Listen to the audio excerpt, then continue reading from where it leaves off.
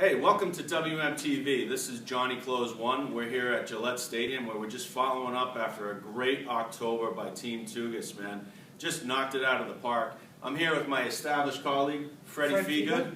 And man, Fred, what'd you think of that game? Unbelievable. Guys, 10-0 year-to-date already, and it's 477% better than what his plan was. There were just so many little things that the guy does well. It's incredible, man. The guy sold $94,000 in the month of October, but you know Coach Tugas, he's not going to be happy. He's always going to be looking for something different. In fact, he's never happy.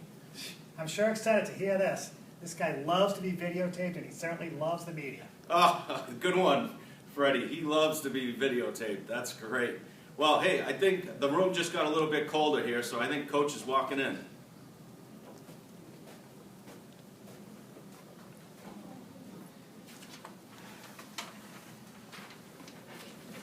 So, been a good year so far. We still got a lot of work to do, though.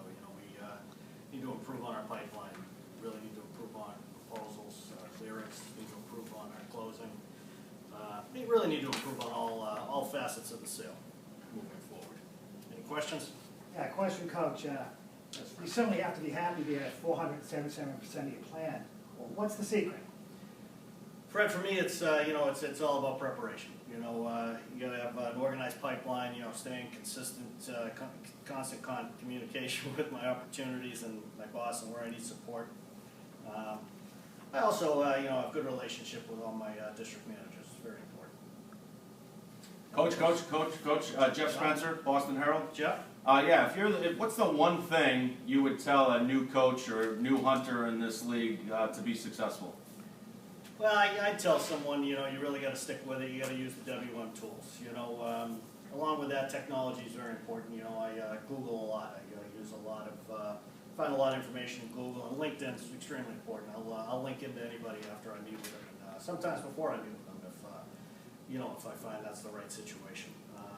It's important to stay in your area. I've been in my area for a long time now, and I've been on a number of opportunities that I haven't won the first time, and comes around again. It's the same decision maker. There's some credibility there, some stability in their eyes, and I think they think that that's positive, when making a decision, on who to use. Hey, Coach, Dave Swedler here. Hey, Dave. Worcester Telegram.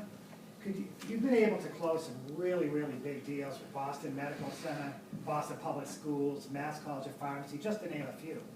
How are you getting this done? Well, identifying their needs obviously is important, Dave. It sounds simple, I know, but relationships are extremely important as well. I feel as by the time the decision's made, I've got a solid relationship with that.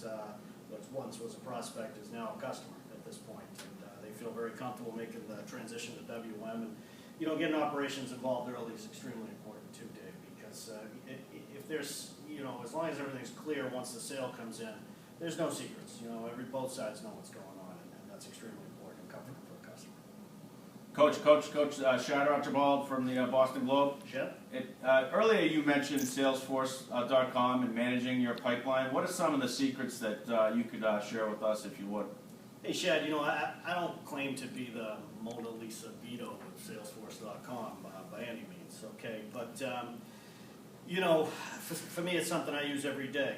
I study my analytics and my stages. I know my decision rate. I know that I need to be 5 times my revenue in my 90-day proposal stage at all times to be successful. We're not only trying to close out 2015, we're looking at 2016 to 2017 at this point to be successful. Anybody else?